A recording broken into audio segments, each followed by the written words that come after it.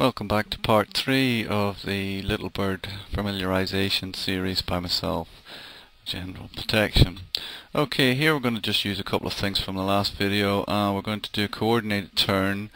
We're doing just over 100k thereabouts, so I'm going to use the cyclic hard left in combination with my rudder pedals. I'm keeping a careful eye on my speed. And as you can see, in about 270 degrees, I've slowed right down to about 30. I could have actually stopped if I'd wanted to.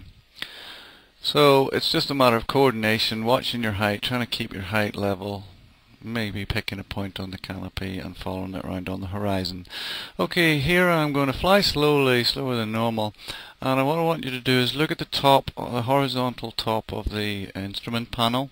And then I want you to look at the left to right taxiway. That's where we want to land, on that taxiway. And as you can see, the taxiway is slowly working its way down the instrument panel. We are going to overshoot, that means.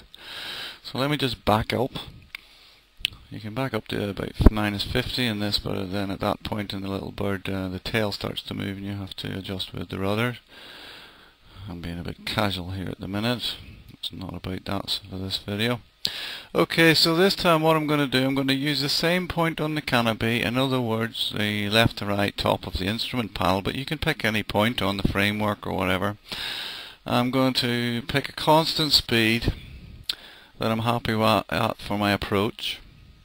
I'm going to line up the taxiway, the far end of it, with the top edge of this, and then I'm going to use my collective to adjust my height while staying at the same attitude, in other words same speed, and at the last minute I'm going to flare out and slow down by raising the nose, and I can then land.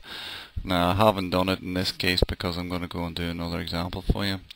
Okay, we're going to use the tower in this example as where I want to land. Now initially I actually want to land on the roof, but I can hardly see the fence from here, so we're going to use the base of the where it meets the ground as our aiming point for our touchdown initially, and then we'll flare out early.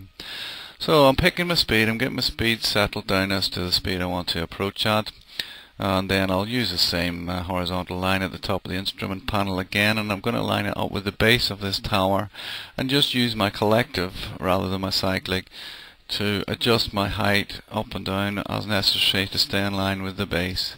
Then as I approach, I'm obviously going to land at the base, which I don't want to, so I'm then going to start flaring, adjusting my speed, slowing down. I'm doing this deliberately very slowly for you guys, and then I'm going to start lining up with the roof at the last bit.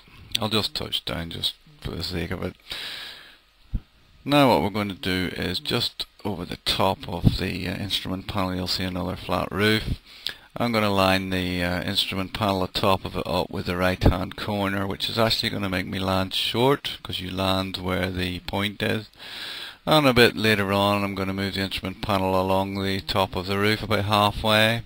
I'm flaring out but not soon enough, and although I'm going to touch down here, it was perhaps a bit fast. Should have flared out and bled off my speed a bit sooner. That is the essence of accurate landings, and it will become very useful for you. If you do lots of practice on that, you will become really good at accurate landings. I'll see you in the next video. We're going to be doing various types of approaches, and what you've just learnt in this video will be very useful.